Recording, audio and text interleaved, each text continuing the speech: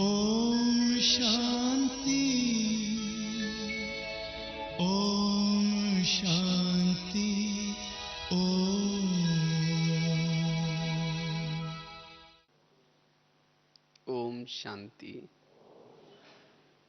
आज का बहुत सुंदर विषय है स्वराज्य अधिकारी से विश्व राज्य की प्राप्ति।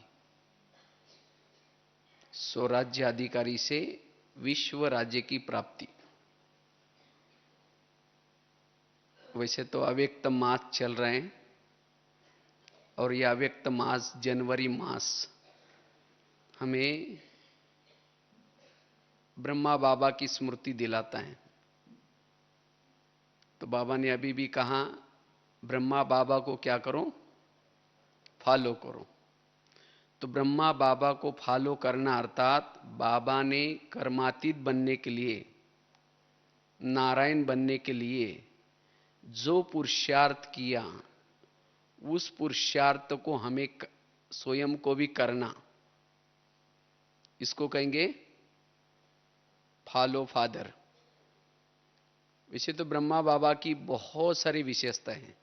ब्रह्मा बाबा ने काफी अलग अलग पुरुषार्थ किया, लेकिन ब्रह्मा बाबा ने शिव बाबा के प्रवेशता से पहले भी बाद में भी बाबा ने विशेष एक तो रोज अपना खुद का कर्मेंद्र का दरबार लगाया और दूसरा आत्माभिमानी स्थिति का अभ्यास। ये दो बातों के अभ्यास से ब्रह्मा बाबा नारायण बने, क्योंकि ये राजाई प्राप्त करने के लिए ये पुरुषार्थ बहुत जरूरी है। क्योंकि हम भी यहां क्यों पढ़ रहे हैं, हमारा लक्ष्य क्या है? हमारा लक्ष्य है हम भविष्य में राजा बने, है ना सबका लक्ष्य। हम योग कर रहे हैं, किस लिए कर रहे हैं? भविष्य में राजाई पद की प्राप्ति करने के लिए। ज्ञान भी सुनते किस लिए? राजाई पद की प्राप्ति के लिए। धारणा भी किस लिए करते हैं? राजाई की पद की प्राप्ति के लिए। सेवा भी किस लिए कर रहे हैं? राजाई पद की प्राप्ति के लिए। हमारे चारों सब्जेक्ट का उद्देश्य क्या है? राजा बनने का उद्देश्य है। आज भी बाबा ने कहा ना, रोज अपना घाटा या फायदा चेक करो, तभी वर्षा मिलेगा। तो रोज हमें क्या चेकिंग करना है? राजा बनने के लिए चेकिंग क्या करना है? स्वयं की चेकिंग। मेरी कर्मेंद्रिया मेरे वश में कितनी है? तो कौन कौन राजा बनना चाहते हैं? हाथ खड़ा करो। अच्छा, सभी को राजा बनना है, तो बहुत अच्छी बात है।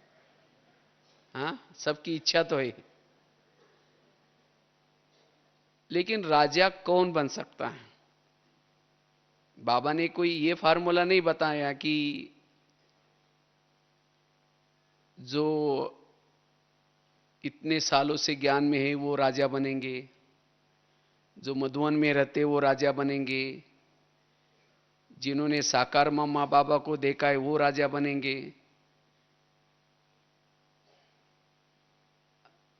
जो जोन इंचार्ज है वो राजा बनेंगे, सेंटर पर समर्पित है वो राजा बनेंगे। ये बाबा ने कोई फार्मूला नहीं बताया।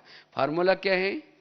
जिन्होंने संगम युग में अपने पर राज्य किया है, अर्थात स्वराज्य अधिकारी बने, वो क्या बनेंगे? भविष्य के राजा बनेंगे। तो सचमुच आज हमारा अपने पर कितना ध्यान है? इसीलिए कहते हैं ना, पहले तुम अपने घर को सुधारो, बाद में दूसरों को सुनाओ। घर मतलब कौन सा घर है? शरीर हमारा क्या है? ये घर है। इस शरीर की हर कर्मेंद्रिय हमारे खुद के वश में हो, वो राजा बन सकता है। और ब्रह्मा बाबा ने इसके तरफ बहुत ध्यान दिया। लेकिन आज हमारा इसके तरफ ध्यान थोड़ा सा कम है। तो राजा बनने के लिए हमें क्या करना है? स्वराज्य अधिकारी बनना है। तो सभी ने हाथ तो खड़ा किया था, तो क्या आप अपना मन अपने वश में किए हैं? मन को कहते हैं कि मन तुम थोड़ा सा 15-20 मिनट के लिए परमधाम में जाना, शिव बाबा के पास, और मन कहीं मार्केट में लेके जाता है। हाँ, मन को ऑर्डर करते हैं परमधाम में जाओ, और मन कहीं मार्केट में जाता है। तो आपका मन ही आपका कहना नहीं मानता, तो आप राजा कैसे बनेंगे?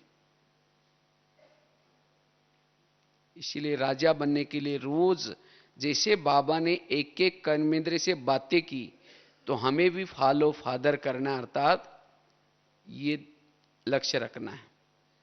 अन्यथा रिजल्ट आएगा, राजा कैसे बनेंगे? तो राजा बनने के लिए स्वराज्य अधिकारी स्थिति बड़ी जरूरी है। हर युगों में राजा बनने की अलग अलग विधि होती है। सतयुग और त्रेता की क्या विधि है? जिन्होंने संगम युग में ईश्वरीय ज्ञान और योग के आधार से अपने इंद्रियों पर शासन किया, वही सतयुग और त्रेता के क्या बनेंगे? राजा बनेंगे। और द्वापर युग में कौन राजा बनेंगे? जिसके पास सैन्य बल है, बाहुबल है, वो सैन्य बल के आधार से, बाहुबल के आधार से दूसरे राजा को पराजित करके उसकी चेयर छीनेंगे और राजा बनेंगे। ये कहां की रीति है? द्वापर की। और कलयुग की रीति क्या है?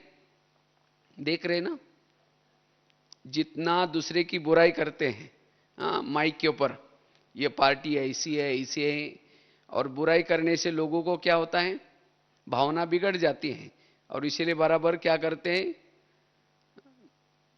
जो दूसरे की बुराई करते हैं वो जीत जाता है। तो वो कहां का राजा है? भले वो योग्य हो या न हो, यह है कलयुग का शासन। तो इसी तरह हमें अगर सतयुग का राजा बनना है तो क्या करना है? अपने कर्मेंद्रियों पर शासन करना है। क्योंकि जिसका अपने इंद्रियों पर शासन है, उस व्यक्ति का व्यक्तित्व सबको पसंद आता है। उसका संपर्क, उसके बोल, उसका हर बात हमें अच्छी लगती है, क्योंकि उसका अपने इंद्रियों पर शासन है। इसीलिए हमें क्या बनना है? अगर सतयुग का शासन करना है, सतयुग के राजा बनना है, अपने पर शासन करना है, तो रोज अपना क्या लगाना है? दरबार लगाना है। क्योंकि राजाओं की निशानी होती है। जो राजा बनने वाले हैं, हाँ, सभी ने हाथ खड़ा किया था ना, तो चेक करो क्या ये निशानी मेरे अंदर है। राजा की पहली निशानी है, राजा दानी होता है। राजा के घर से कोई भी खाली नहीं जाता। कहते थे नहीं, एक राजा था, वो बहुत दान करता था, कहानी आती थी पहली। तो क्या हम भी दान करते हैं? मेरे सामने से कोई ऐसा ही खाली तो नहीं जाता। कोई ट्रेन में जा रहे या बस में जा रहे, कोई बाजू में बैठा है, जहां से बैठे वहां से अंत उतरने तक उससे बात भी नहीं किया, उसको एक शब्द भी ज्ञान का नहीं सुनाया, तो आपके घर से कैसा गया? वो खाली गया। किसी को मनसा से दान दो, वाचा से दान दो, शक्ति का दान दो, कुछ ना कुछ जो देता है वो कौन है? राजा। जो देता नहीं वो राजा कैसे बनेगा? इसीलिए क्या चेक करना अपने आप को, हम देते हैं किसी को कुछ? दूसरे राजा की निशानी क्या होते हैं? राजा जिसको भी ऑर्डर करता है, अगर राजा की ऑर्डर कोई टालता है, राजा क्या करता है? उसको शिक्षा देता है, सजा देता है। तो इसी तरह हम भी अपनी इंद्रियों को ऑर्डर करते हैं, कान आज तुम व्यर्थ नहीं सुनना, आंखें तुम्हें व्यर्थ नहीं देखना है, हे मन तुम्हें व्यर्थ नहीं सोचना। तो क्या हमारी इंद्रिय हमारा कहना मानती है? अगर नहीं मानती तो क्या हम उसको सजा देते हैं? क्या इंद्रियां हमको चला रहे हैं? जिसको इंद्रिया चलाती है वो राजा कैसे बनेगा? वो अधीन है। अधीन वाला कभी भी अधिकारी नहीं बन सकता। जो अधीन है वो कभी भी अधिकारी नहीं बन सकता। इसीलिए अगर राजा बनना है, हमें इंद्रियों को चलाना है, न कि इंद्रिय हमको चलाएं। इसलिए राजा की निशानी है अपने इंद्रियों पर शासन। अगर नहीं सुनती तो उसको सजा भी दो, शिक्षा भी दो। तीसरी राजा की निशानी है राजा शिकार करता है। उसकी भी कहानी आती थी ना, पहले एक राजा था, शिकार करने के लिए गया था। और राजा शिकार किसकी करता है ना? शेर की शिकार करता है। जो शेर की शिकार करता है उसको क्या कहते हैं? राजा। तो सभी ने हाथ खड़ा किया था। तो आज तक कितने शेर को मारा है? हाँ, माताओं ने मारा है। हाँ, चलो एक दो ने तो मारा है, अच्छी बात है। शेर अर्थात कोई अज्ञानी आत्माओं को ज्ञानी बनाना। और वो भी ऐसे नहीं कि 2-4 दिन के बाद मरने वाली बुढ़िया को ज्ञान सुनाया, वो तो चुआ बिली हो गई। हाँ, चुआ बिली नहीं, लेकिन जिसको बाबा कहते कोई क्वालिटी वाली आत्मा। एक आत्मा आई तो उसके साथ दूसरी भी आ जाए, और 10 आ जाए, उसे और सेवा हो जाए। इसको कहते शेर की शिकार। तो जो शेर की शिकार करता है वो क्या बनेगा? राजा बनेगा। तो इसलिए राजा बनने के लिए बाबा कितनी सारी अव्यक्त साकार मुरली में, बच्चे मंदिरों में जाओ, बच्चे यहां जाओ, वहां जाओ, कितनी बाबा हमें क्या भरता है? उमंग भरता है। लेकिन हम सुनने तक है या कोई इसको प्रैक्टिकल भी करते हैं? तो जो शिकार करता वो क्या बनेगा? क्योंकि प्रजा ही नहीं बनेगी तो राजा कैसे बनेंगे? तो इसीलिए राजा वो है जो प्रजा भी बनाता है। और जंगल तो बहुत लंबा चौड़ा है, कितने सारे शेर घूम रहे। तो शेर की शिकार जरूर करनी है। कई तो सोचते हैं कि कोई सुनता ही नहीं। आजकल हम बहुत सुनाने की कोशिश करते हैं। अगर नहीं सुनता तो आपके जो हथियार है उसके अंदर धार नहीं है, तो योग बल से धार लगा दो तो सुन लेंगे। अगर नहीं सुनता तो कम से कम सेंटर में तो लेके आओ, उसको जाली में तो फंसा दो। उस शेर को क्या करो? जाली में तो फंसा दो, मारने का काम बहनें कर ही देंगी। लेकिन जिन्होंने वहां तक फंसाया उसको आधी दुआ मिल जाएगी। इसीलिए हमें जरूर किसी ना किसी को सेंटर पर लेके आना है। अगर एक नहीं सुनता तो दूसरे को लेके आओ। सप्ताह में एक शिकार जरूर करनी है। राजा एक संडे के दिन या कोई ना कोई दिन मुकर्रर करके शिकार के लिए खास निकलता था। तो इसी तरह हमें भी क्या करना है? कोई ना कोई एक दिन मुकर्रर करके शिकार करने के लिए जरूर निकलना है। तो एक सप्ताह में एक शिकार करेंगे तो एक महीने की कितनी हो जाएगी? 4, 12 महीने की कितनी हो जाएगी? चलो कम से कम एक तो करें। मास में एक भी करेंगे तो भी 12 शिकार हो जाएगी। तो इसीलिए हमें शिकार जरूर करनी है। लेकिन याद रखना, कभी कभी तो अखबार में ऐसा आता है कोई शिकार करने के लिए गया था, और जब शिकार करने के लिए गया था तो गया था शेर की शिकार करने के लिए, लेकिन शेर ने उसको फाड़ के रख दिया। कभी कभी उल्टा हो जाता है। तो कई भाई बहनों को नशा चढ़ जाते हैं, ज्ञान सुनाने के लिए जाएंगे और जाकर के कहेंगे हम ब्रह्मा कुमारी में जाते हैं, परमात्मा आया है, आप भी चलो ना। कहेंगे आप भी फंस गए क्या वहां? अरे वहां तो ऐसा होता है, वैसा होता है। ओम शांति। खुद आना बंद कर दिया। गए थे शिकार करने के लिए, लेकिन शेर ने उसको फाड़ के रख दिया। इसीलिए अनुभवी बनो पहले। जिसको अनुभव है ज्ञान और योग का, यहां की बातों का, वो चाहे कितने भी कोई कुछ कहे, संशय बुद्धि नहीं बन सकते। इसीलिए हमें शेर की शिकार जरूर करनी है, करेंगे ना? तो कम से कम 2014 में 12 शिकार तो जरूर करना, तो जल्दी जल्दी सत्यों की संख्या बढ़ जाएगी। ठीक है, जो जो करेंगे शिकार वो हाथ खड़ा करो। चलो, बहुत अच्छी बात है। हाँ, तो जरूर हमें यह लक्ष्य रखना है कि जरूर किसी को, क्योंकि अगर इन बातों में हम बिजी रहते हैं, किसी को ज्ञान सुनाने में, बाबा कहते हैं ना, देने से बढ़ जाता है, खुशी भी बढ़ जाती है।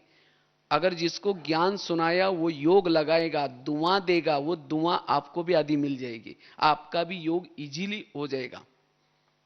आज कई कहते योग लगता ही नहीं, अगर किसी की दुआ ही नहीं ली तो योग कैसे लगेगा? इसलिए हमें शिकार जरूर करनी है। और राजा की क्या निशानी होते हैं? राजा, फलों का राजा किसको कहते हैं? आम को कहते हैं। तो आम के संस्कार हमारे अंदर हो, जो आम के अंदर की जो क्वालिटी है वो क्वालिटी हमारे अंदर हो, वो राजा बनेगा। क्यों आम को ही फलों का राजा क्यों कहते हैं? क्योंकि आम ऊपर से कैसा होता है? नरम होता है, और अंदर से सख्त होता है। वैसे तो फलों का राजा किसको बोलना चाहिए?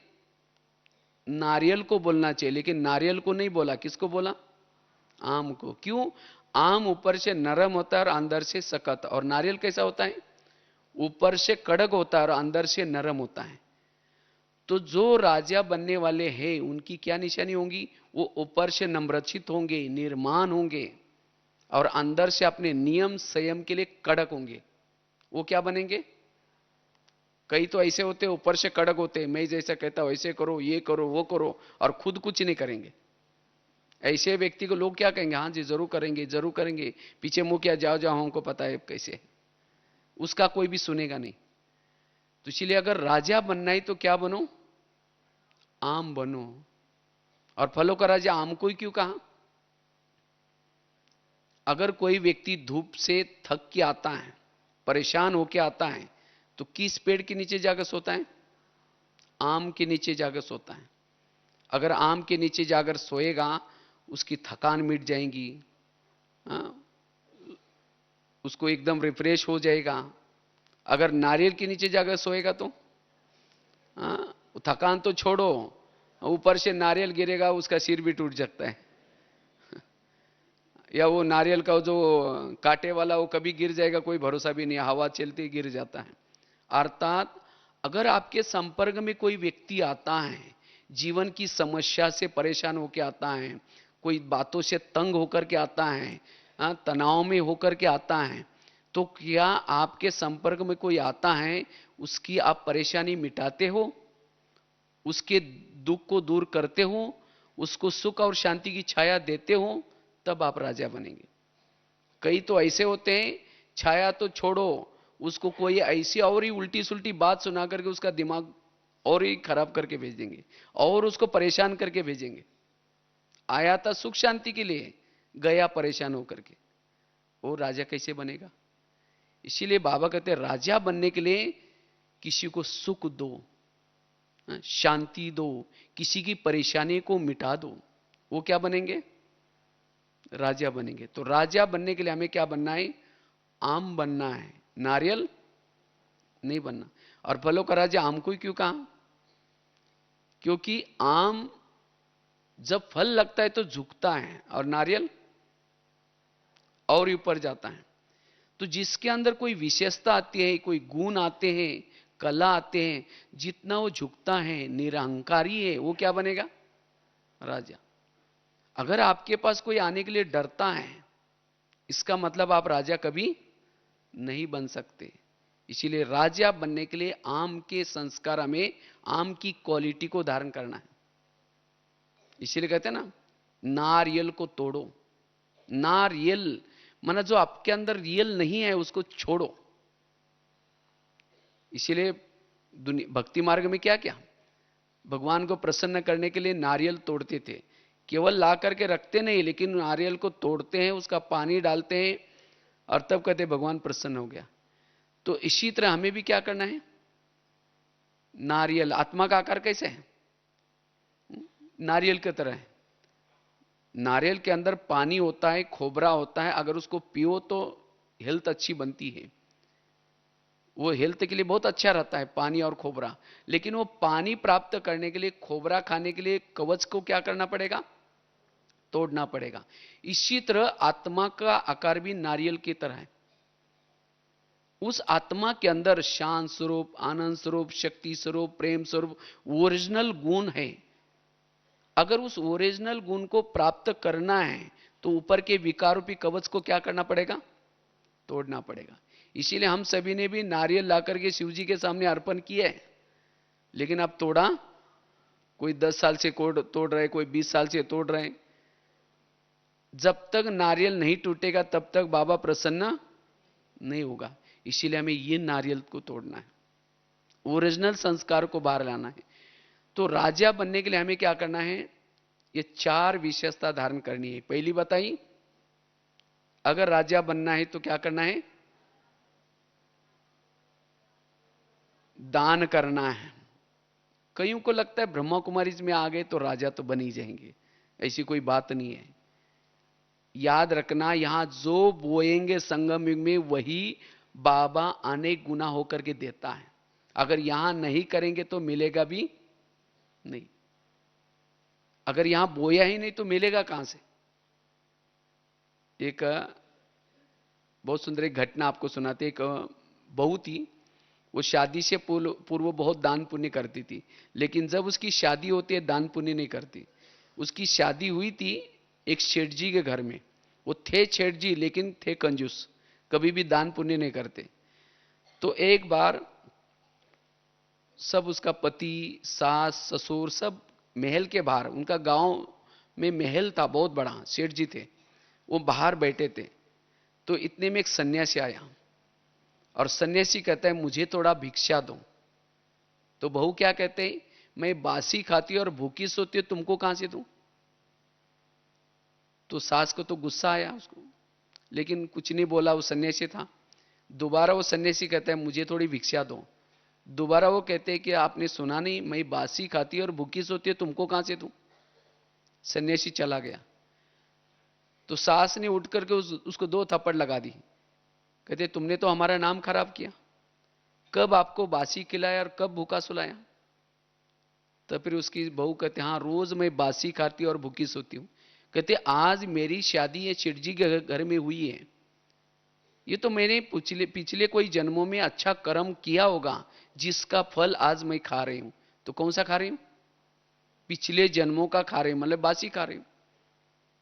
और भूखी सो रहे अर्थात अगले जन्म के लिए आप मुझे कुछ भी करने नहीं देते दान पुण्य, इसीलिए मैंने कहा कि मैं बासी खा करके भूखी सोती हूं। फिर उसके सास के समझ में आया हाँ बात तो सही है। तो कहते हैं ठीक है, जो घोड़े के लिए जो चने पीसे उसको दिया करो। उसको लगता है थोड़ा अक्ल तो आ गई उसको दान पुण्य करने की, तो रोज वो चने दान करते हैं। तो एक दिन इस बहू को लगता है अगर मैं चने दूंगी तो अगले जन्म में मुझे बोरी की बोरी चने मिलेंगे। फिर उसकी सास कहते अच्छा जो चाहिए दे दो। तो इसी तरह कहीं हम बासी खा करके भूखा तो नहीं सो रहे। आज बाबा की इतनी हमें पालना मिल रही, इतना तरावटी माल मिल रहा है ना, कितनी अच्छी अच्छी पालना मिलती है। तो ये कौन से जन्मों का फल है? 63 जन्मों में दर दर में भटके थे, व्रत किया था, उपवास किया था, और जिसके कारण आज ये पालना मिल रहे। तो कौन सा खा रहे? बासी खा रहे। लेकिन आज अगर मैंने कुछ पुण्य नहीं किया, किसी को ज्ञान दान नहीं किया, स्थूल धन नहीं किया सेंटर पर, तो अगले जन्म के लिए कैसे सो रहे? भूखा सो रहे। कभी कभी आप अपने जीवन की एक पिक्चर, चित्र बना दो, हम भविष्य कैसा चाहते। अगर तन से अच्छे चाहिए, तन से सेवा, संबंध अच्छे चाहिए तो सर्व संबंधों के साथ बाबा के साथ कानबो। तो अगर धन चाहिए, धन से सेवा।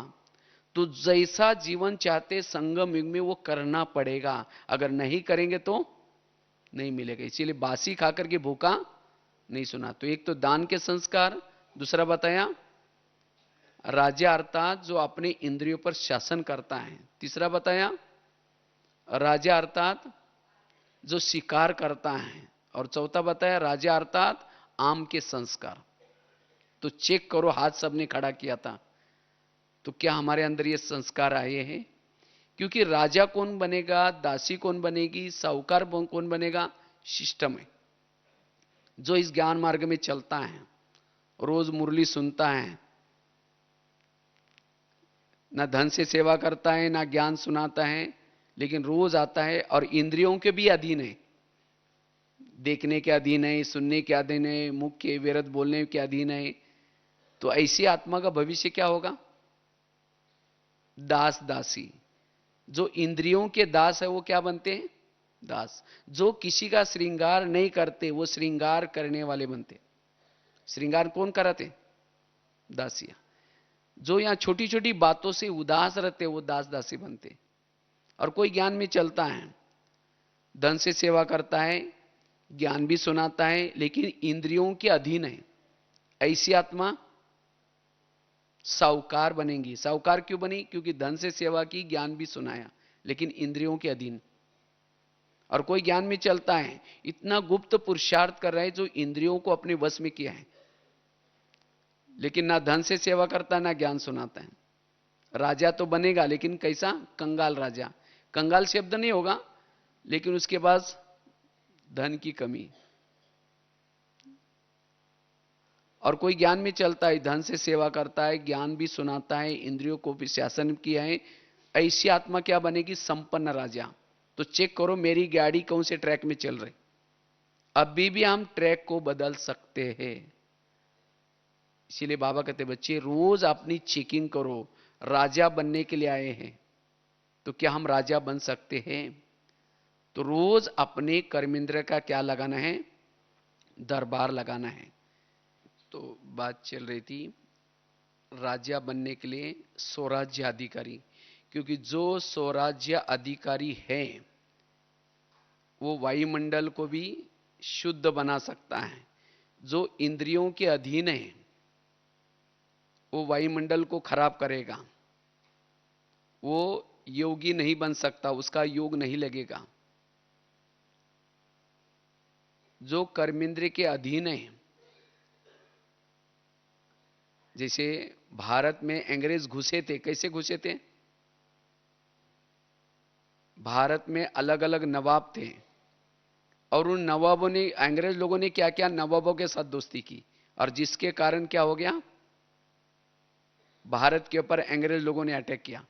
इसी तरह जिसका इंद्रियों पर शासन नहीं है, माया कहां से आती है? माया आज हमारी ही कर्मेंद्रिय के द्वारा आती है। अगर कर्मेंद्रिय की हम चेकिंग नहीं करेंगे, उनको सशक्त नहीं बनेंगे, तो हम माया के अधीन हो जाएंगे, वो कमजोरी को परिवर्तन नहीं कर सकेंगे। इसीलिए हमें अपने किले को मजबूत करना है। शरीर क्या है हमारा? बहुत बहुत पुराना किला है, हम राजा रहते हैं इसके अंदर। हर राजा का अपना अपना किला है। तो इस किले को क्या बनना है? मजबूत करना है। कोई भी जगह से माया ना आए, रोज इनकी चेकिंग करनी है। जैसे भारत में बंगाल का नवाब, बिहार का नवाब, सूरत का नवाब, अलग अलग नवाब थे। अंग्रेज लोग आए, उनके साथ दोस्ती की, और उसके बाद धीरे धीरे दिल्ली के ऊपर अटैक किया, और भारत क्या हो गया? परातंत्र हुए। तो इसी तरह शरीर भी हमारा एक इंडिया है, और इस इंडिया की राजधानी आत्मा राजा है, आप रुकुटी में रहता है, दिल्ली। और इस इंडिया में कई नवाब भी है। कौन से?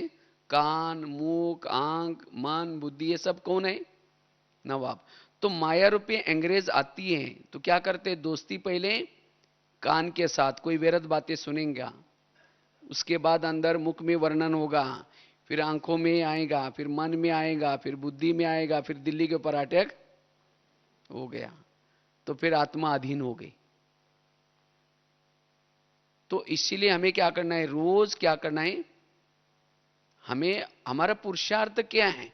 इस शरीर रूपी देश को, जैसे वो गीत सुन रहे थे ना शुरू शुरू में, पग पग पर अपने कर्मेंद्रिय को माया की छाया से बचाना, राजधानी को माया की छाया से बचाना। तो इसीलिए ब्रह्मा बाबा ने जैसे रोज अपना दरबार लगाया, तो हमें भी क्या करना है, रोज चेकिंग करना है, आखिर माया आती कहां से, कौन सी ईंट या कौन सा दरवाजा खुला है। हम इतने बिजी रहते, कहते हैं ना, अंधेरी नगरी चौपट राजा, टकेसर बाजी टकेसर खाजा। नगरी का राजा सोया है, जो चाहे हो रहा है, आंखें जो चाहे देख रहे, मुख जो चाहे बोल रहे, कान जो चाहे सुन रहे, और जिसके कारण फिर राजा कमजोर होता है। तो अभी हमारा शरीर रूपी देश परतंत्र है, उसको स्वतंत्र बनाना है। जैसे भारत से अंग्रेज लोगों को भगाया, कैसे भगाया, तो वही नीति हमें भी यहां अपनानी है। हमें भी क्या करना है, जैसे वो लोगों ने क्या किया था, जगह जगह पर सभा ली, जालियनवाला बाग, फिर उसके बाद अखबार निकाले, अपने अपनी भाषा में क्या करते थे, अखबारों के द्वारा जनता को जागृत करना शुरू किया, अलग अलग नारे बनाए, वंदे मातरम। कहते जब वंदे मातरम नारा शुरू किया, अंग्रेज लोगों को बिल्कुल बोलने नहीं देते थे, उनको, इंडियन वालों को। क्यों? उनको तो हिंदी इतनी अच्छी आती नहीं थी, उनको लगता था ये हमको क्या बोल रहे, बांधो और मारो, वंदे मातरम, तो इसीलिए मना करते थे। तो आखिर जब ये अखबार के द्वारा अलग अलग सभा लेकर के जब भारत की जनता जागृत हो गई, तो सभी ने नारा लगाया कि कौन सा, अंग्रेजों go back, Simon go back, Bharat छोड़ो, और तब चले गए। इसी तरह हमें भी शरीर रूपी देश में, इस इंडिया में माया रूपी अंग्रेज घुसे हैं, अब उनको निकालना है, तो क्या करना पड़ेगा, रोज दरबार लगा करके एक एक कर्मेंद्र को क्या करना पड़ेगा, जागृत करना पड़ेगा। हे आंखें, तुम जो व्यर्थ देख रहे, ये भले क्षणिक अच्छा है, लेकिन इससे मेरा कितना घाटा होता है, इसने माया ने मेरे हमारे लिए क्या क्या किया। तो इसी तरह हर कर्मेंद्रिय जागृत हो जाए, तो सभी कर्मेंद्रिय के दिल से निकले माया गो बैक, तब माया चली जाएगी। अब होता क्या है, आत्मा कहता है माया गो बैक, कान कहता है और क्या हुआ, कोई बात ना, आ जाए, कान कहता है आ जाओ, कोई बात नहीं। अगर घर का ही कोई भेदी बना है, कोई बॉर्डर पर रहने वाला कोई दुश्मन से मिला है, वो देश की हालत क्या हो सकती है, उस घर की हालत क्या हो सकती है। इसीलिए बाबा कहते बच्चे रोज अपना क्या लगा दो, दरबार लगा दो, और एक एक कर्मेंद्र को क्या करो, समझाओ। तो कैसे हमें दरबार लगाना है, रोज जब हम अमृत वेला करते हैं, ये समझो कि शरीर हमारा क्या है, एक देश है, शरीर हमारा एक ऑफिस है, ये कर्मेंद्र हमारे कर्मचारी है। तो रोज अमृत वेला करके जब शरीर में प्रवेश करते हैं, उसके बाद 5-7 मिनट अपने कर्मेंद्र से बातें करो। जब शरीर में प्रवेश किया तो सभी कर्मेंद्र से गुड मॉर्निंग करो, और गुड मॉर्निंग करके एक एक से बात करो। कैसे बात करो, सबसे पहले कान से बात करो, हे मेरे कान, तुम मेरे इस राज्य की शान हो, अगर तुम ना होता तो मैं ईश्वरी महावाक्य कैसे सुनता, और मेरा तो तुम्हारे पर बहुत विश्वास है, इसीलिए मैंने तुमको बॉर्डर पर रखा है। कान कहां है, बॉर्डर पर है। तो मेरा तो तुम्हारे पर विश्वास है, मैंने तुमको बॉर्डर पर रखा है, लेकिन आजकल तुम दुश्मन से मिले हैं, मुझे तो पता नहीं था। क्योंकि मैं जब आज अमृतवेला परमधाम में गया था, मेरा परम हितैषी शिव बाबा, उसने तुम्हारे लिए इशारा किया है। इसीलिए हे कान, तुम मेरे राजाई में रहते हो, मेरा खाते हो। क्योंकि कान जिंदा क्यों है, कान के पास जो खून सप्लाई होता है कहां से होता है, आत्मा जो मेहनत करके ये करते हैं, वहां सप्लाई होता है। तुम मेरा खाते हो, मेरे राजाई में रहते हो, और मुझे धोखा देते हो। इसीलिए हे कान, आज से तुम्हें सावधान होना है। फिर रात को 10 बजे सोने से पहले फिर मैं दरबार लगाऊंगा, ये सवेरे की बात है, अमृत वेले के बाद 5-7 मिनट के लिए। अगर रात को दरबार लगाऊंगा, चेकिंग करूंगा, और उसी दरमियान अगर सारा दिन में कुछ व्यर्थ सुना है तुमने, तो मैं सबके बीच में तुमको सजा दूंगा। और ये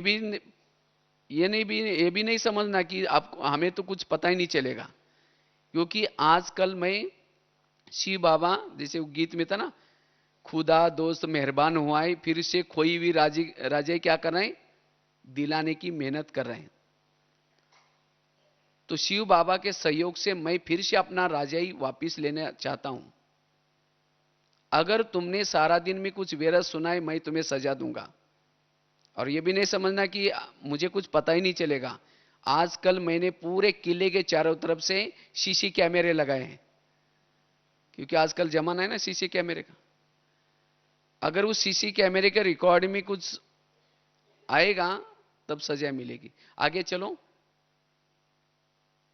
मुख के पास। हे मेरे मुख, तुम भी मेरे इस राज्य के शान हो। अगर तुम ना होते, मैं ईश्वरीय महावाक्य औरों को सुना करके दुआएं कैसे लेता। मुझे तुम्हारे द्वारा बहुत दुआएं मिल रही, लेकिन कभी कभी तुम क्या करते हो, मेरे ही आत्मा भाई का इंसल्ट करते हो, अपमान करते हो, जिसके कारण वो आत्मा भाई मुझे दुआ देने के बजाय बदुआई देता है। क्या मैंने किसी का अपमान करने के लिए तुमको रखा है राजाई में? अगर तुमने किसी का अपमान किया तो तुम्हें भी मैं सजा दूंगा। आगे चलो, आंखों के पास। हे मेरे आंखें, तुम भी मेरे इस राजा के शान हो। अगर तुम ना होते, मैं परमात्मा को कैसे देखता? मुझे तो 84 जन्म में बहुत सारे आंखें मिली है, लेकिन तुम्हारे जैसे भाग्यशाली आंखें कोई नहीं मिली। क्यों? तुम्हारे द्वारा मैंने वो सत्यम शिवम सुंदरम को घंटों तक देखा है, जिसको देखने के लिए सारी दुनिया की आंखें तरस रहे, एक सेकंड के लिए दर्शन के लिए तरस रहे, और तुम्हारे द्वारा उसको मैंने घंटों तक देखा है।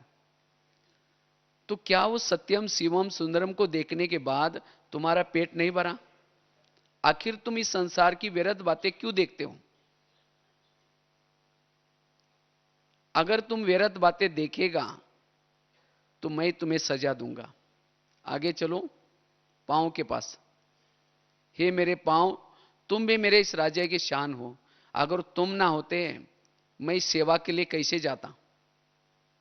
क्योंकि मैं भले मुख से भाषण करता हूं, आधी दुआ किसको मिलती? तुमको मिलती है, पांव को मिलती है।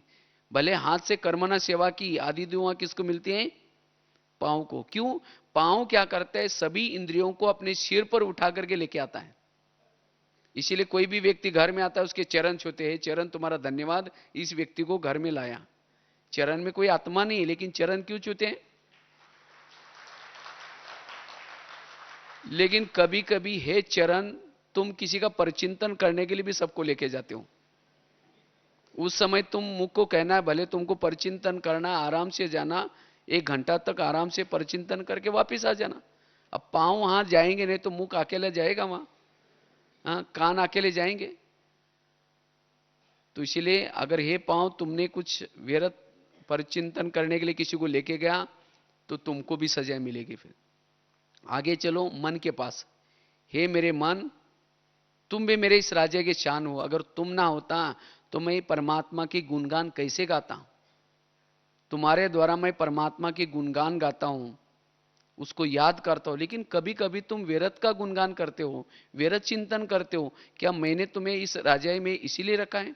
अगर तुमने व्यर्थ का गुणगान किया, मैं तुम्हें सजा दूंगा। आगे चलो, बुद्धि के पास। हे बुद्धि, तुम भी मेरे इस राज्य के शान हो। अगर तुम ना होता है तो मैं कैसे राजाई चलाता? और मैंने तो तुम्हारे ऊपर इतना विश्वास रखा था, सभी इंद्रियों में से चुन करके मैंने तुमको मंत्री बनाया। क्योंकि सभी इंद्रियों का मंत्री कौन है? बुद्धि। तो मैंने तो तुम्हारे पर विश्वास किया और मंत्री बना करके पूरा राज्यकारभार तुम्हारे हाथ में दिया। लेकिन तुमने तो ऐसे मनमत प्रमाण चला, परमत प्रमाण चला, और तुमने क्या किया? मेरी पूरी राजाई गंवा दी। राजाई तो छोड़ो, मेरे पूरा महल गंवा दिया, ताज गंवा दिया, ताज भी उतार दिया, पुष्पक विमान जो कुछ था राजाई गंवा करके, इतना ही नहीं, मुझे रावण के जेल में डाल दिया। जब मुझे उस परम हितैषी शिव बाबा ने जगाया तो देखा तो मेरे पास कुछ भी नहीं है। ये सब तुम्हारे कारण हुआ है। तो हे बुद्धि, आज से मैं तुम्हें सावधान करता हूं, अगर तुमने कोई भी निर्णय श्रीमत के विरुद्ध किया, मैं तुम्हें सजा दूंगा। इसलिए कोई भी निर्णय करना है, श्रीमत के आधार से करना है।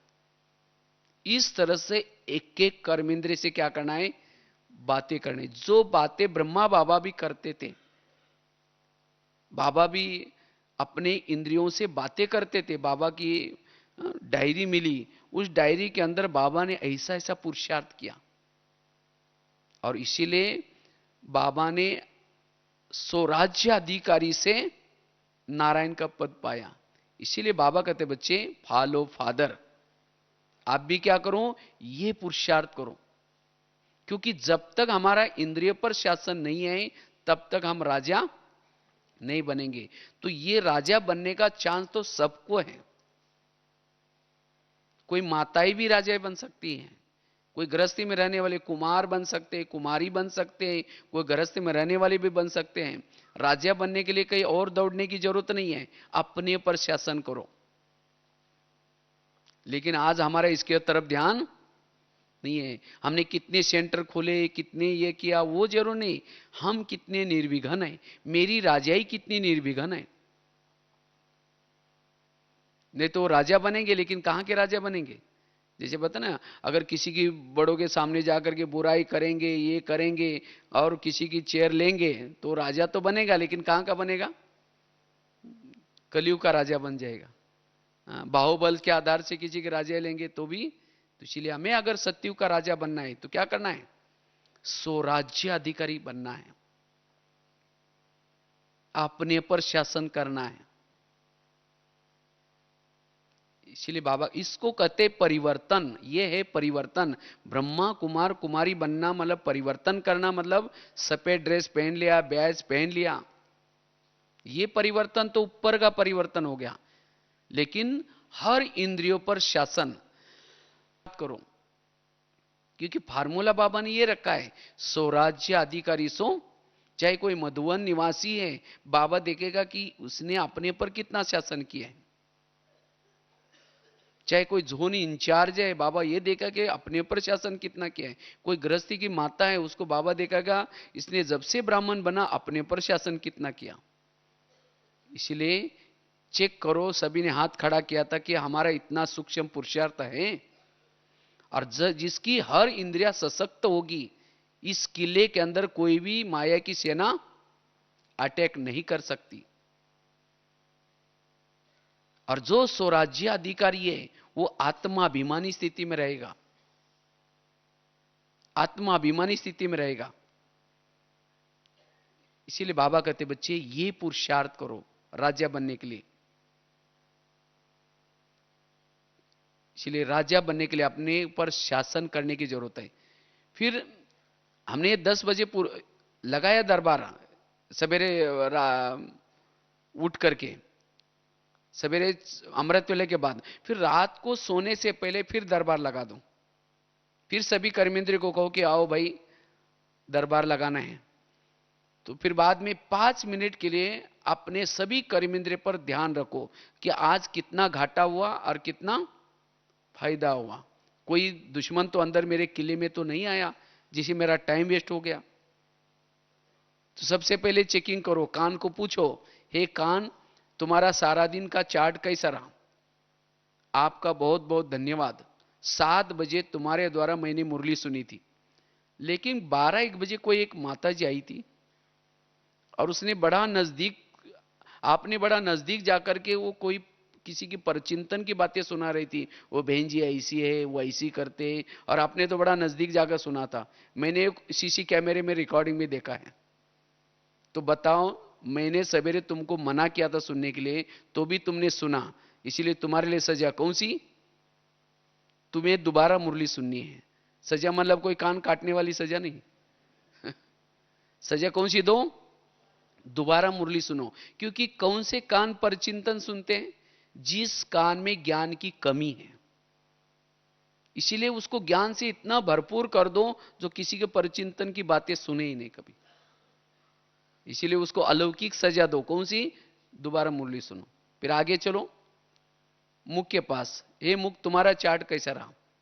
समझो कान ने दरवाजा खोला, तो कम से कम तुमने तो अपना दरवाजा बंद रखना चाहिए था, क्योंकि मैं तो 7 दरवाजे के अंदर बैठा हूं। एक दरवाजा खोलो तो दूसरा तीसरा। तुमने भी बोला हाँ वो सचमुच आजकल बहनें तो ऐसी करती रहती है, हाँ जिसका जो पैसे दे तो आगे उसको आगे करते रहते, हमारी कोई वैल्यू नहीं है। तुमने भी उसको सहयोग दिया बोल करके, इसीलिए तुम्हारे लिए सजा कौन सी? कल के दिन तुम्हारा कारोबार बंद रहेगा। मौन है मुख की सजा। दूसरे दिन चुप रहो, बस सारा दिन बोलने का बंद। तो ऑटोमेटिकली तीसरे दिन क्या करेगा? हर बात में समझ करके बोलेगा। तो ऐसी जिसको कहते राजा, एक एक कर्मेंद्र की चेकिंग, शिक्षा, सावधानी, अगर नहीं बात मानी तो क्या करो? उसको सजा दो। और जिसका ऐसा हर कर्मेंद्रिय के ऊपर निगरानी है वो क्या बनेगा? राजा। तो हाथ खड़ा किया था सभी ने, तो क्या इतनी निगरानी है हमारी? इच्छा तो है राजा बनने की, लेकिन क्या ये हम करते हैं? तो ये पुरुषार्थ करना है। जो बाबा ने किया था उसको ही हमें क्या करना है? फॉलो करना है। बाबा ने आत्मा का पाठ कितना पक्का किया, दीवार पर लिखते थे मैं आत्मा हूं, यशोद आत्मा है, ये आत्मा है, आत्मा कितना। सचमुच हम अपने दिल पर हाथ रख करके पूछे कितना हमारा इसके तरफ ध्यान है? और इसीलिए आज हमारे जीवन में प्रॉब्लम्स है, आत्माभिमानी स्थिति की कमी, कर्मेंद्रिय पर ध्यान नहीं है, इसीलिए दूसरे की कमी कमजोरी दिखती है। मुख से वर्णन करेंगे, कान से सुनेंगे, जब योग में बैठेंगे तो योग कहां लगेगा? इसीलिए योग का अनुभव करने के लिए, शक्तिशाली बनने के लिए क्या करना है? स्वराज्य अधिकारी बनने की जरूरत है। और जो स्वराज्य अधिकारी है वो क्या बनेगा? भविष्य का विश्व राज्याधिकारी।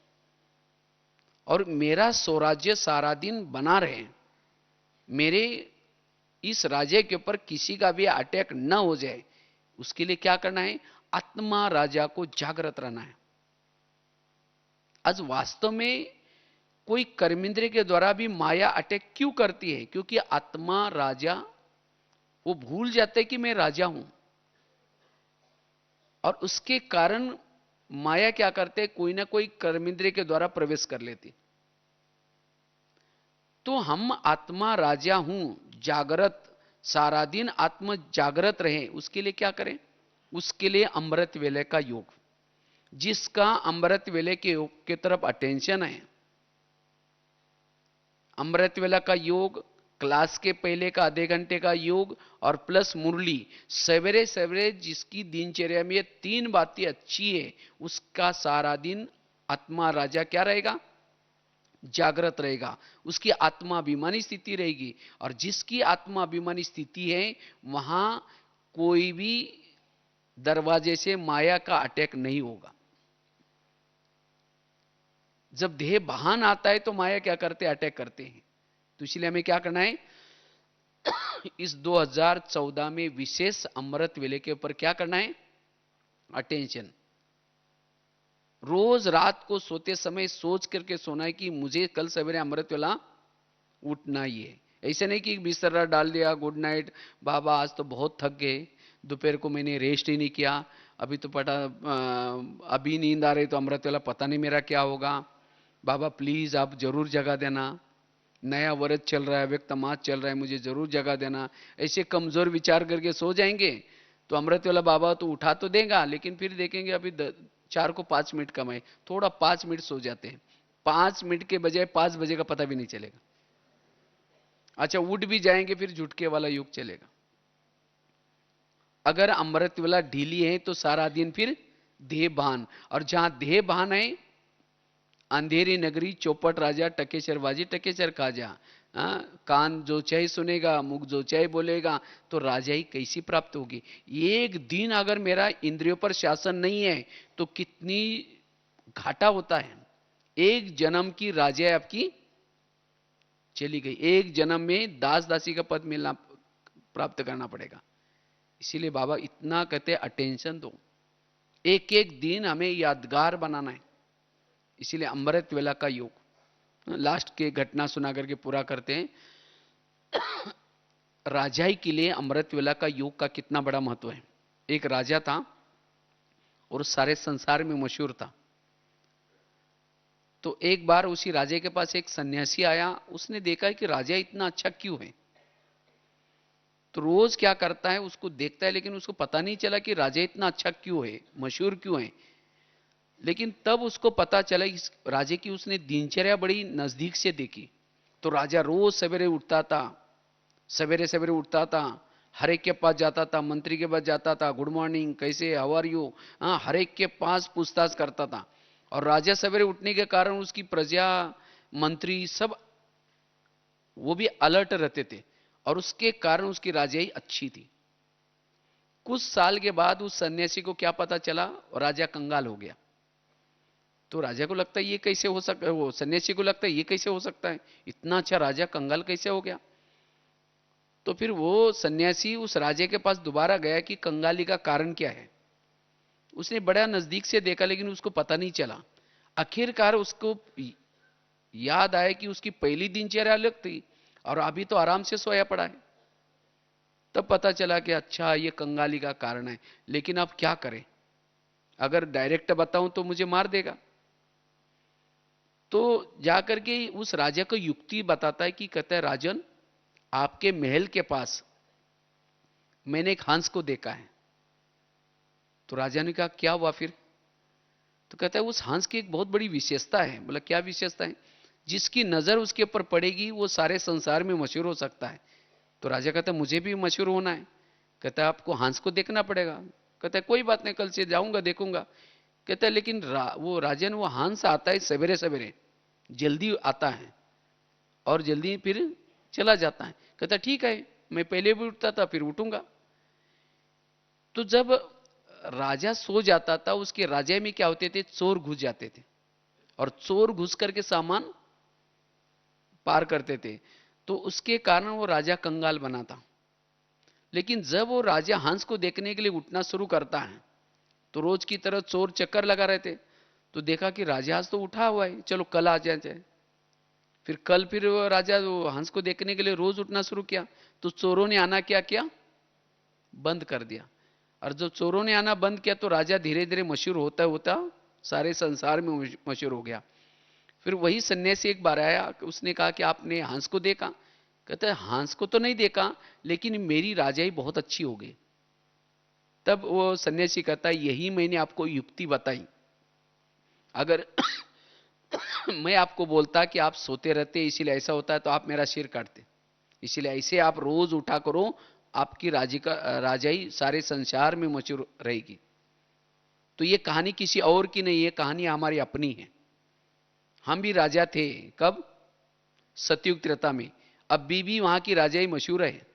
क्यों, वहां आत्मा राजा कैसा था, जागृत था, और उसके कारण उसके राजा में सब कुछ ठीक था। लेकिन धीरे धीरे आत्मा राजा क्या हो गया, सो गया। वो भूल गया कि मैं कौन हूं। और आत्मा राजा सोने के कारण इस शरीर रूपी महल में 5 चोर घुस गए। कौन से, काम, क्रोध, लोभ, मोह। और इन्होंने क्या किया, पूरे राजा को लूट लिया। मंत्री इधर का माल उधर करने लगा, बुद्धि भी मंत्री। तो फिर जैसे वो सन्यासी आया, इसी तरह शिव बाबा आकर के देखता है कि ये राजा ही इतने अच्छे थे, इनको क्या हो गया। जब देखा कि ये तो सोया पड़ा है, खुद को भूला हुआ है, फिर बाबा एक युक्ति बताता है। कौन सा, आपके इस शरीर रूपी महल के आसपास एक फरिश्ता आता है। ब्रह्मा के तन में शिव बाबा आता है। कितना बजे आता है, सवेरे सवेरे 2 बजे से लेकर के 5 बजे तक चक्कर लगाता है। जो उस फरिश्ता को देखेगा, उसे बात करेगा, उसे ध्यान लगाएगा, वो सारे संसार में मशहूर हो जाएगा। तो जो सवेरे उठ करके बाबा से योग लगाता है, शक्तियां लेता है, उसकी आत्मा ज्योति क्या हो जाएगी, जागृत हो जाएगी। और जहां आत्मा ज्योति जागृत है, वहां कोई भी चोर नहीं आएगा। जिस दिन आप अमृत वाला अच्छा करते हैं, योग लगाते हैं, तो सारा दिन आत्मा अभिमानी स्थिति होती है, कोई भी विकार अटैक नहीं कर सकता। तो इसीलिए अगर राजाई लेनी है तो क्या करना है, अमृत वेले का योग बड़ा जरूरी है। जिसका अमृत वेला सोमान लेकर के जागृत नशे में रहता है, और उसके साथ साथ क्लास में भी आकर के आधा घंटा पहले योग करके, जो क्लास के पहले योग करता है उसको मुरली से नशा चढ़ेगी, आनंद आएगा, अतीन्द्रिय सुख मिलेगा। और जिसकी ये तीन बातें अच्छे हैं, वो सारा दिन आत्म ज्योति जागृत रहेगी और वो सारे संसार में मशहूर, वो राजा बन सकता है। उसकी हर, जैसे घर में कोई बड़ा होता है, छोटे लड़ते नहीं, इसी तरह शरीर रूपी घर में आत्मा बड़ा है, अगर वो जागृत है तो सभी इंद्रियां चुपचाप रहेगी। इसीलिए हमें राजाई प्राप्त करने के लिए आत्माभिमानी स्थिति में रहना जरूरी है, जो ब्रह्मा बाबा ने पुरुषार्थ किया था। तो इसीलिए खास हमें बाबा को फॉलो करने के लिए क्या करना है, रोज अपना दरबार भी लगाना है। इसीलिए बाबा कभी कभी मुरली में भी कहते हैं, बच्चे रोज अपना दरबार लगा दो। लेकिन हम तो सुन तो लेते हैं लेकिन करते नहीं। अगर नहीं करेंगे तो फिर राजा कैसे बनेंगे। तो राजा बनने के लिए हमें स्वराज्य अधिकारी बनना है। जो स्वराज्य अधिकारी वो क्या बनेगा, विश्व, ये सैंपल की दुनिया है। जैसे ये दुनिया है 70% पानी है, इसमें भी, शरीर में भी 70% पानी है। इतने, इसमें 750-800 करोड़ लोग हैं, इसमें भी 750-800 करोड़ जीवाणु हैं, इसमें भी 3 लोग हैं, इसमें भी साकार लोग, आत्म लोग। तो इसलिए जो इस शरीर रूपी देश में शासन करेगा वही इस स्थूल दुनिया में भी शासन कर सकता है। तो इसलिए राजा बनने के लिए स्वराज्य अधिकारी की स्थिति जरूरी है। ठीक है, ओम शांति।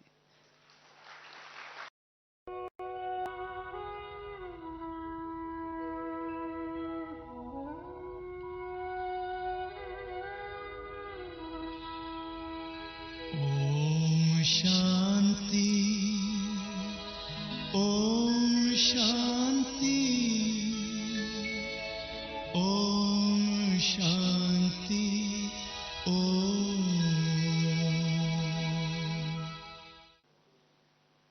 ओम शांति।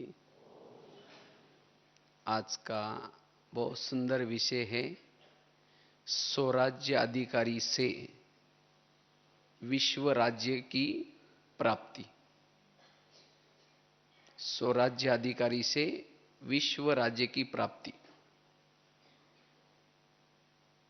वैसे तो अव्यक्त मास चल रहे हैं और यह अव्यक्त मास, जनवरी मास, हमें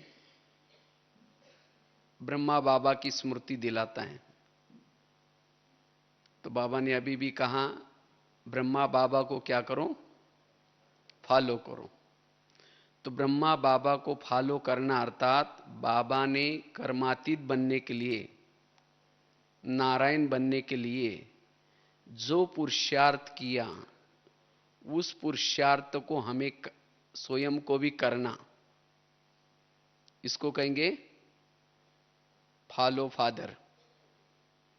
वैसे तो ब्रह्मा बाबा की बहुत सारी विशेषताएं हैं।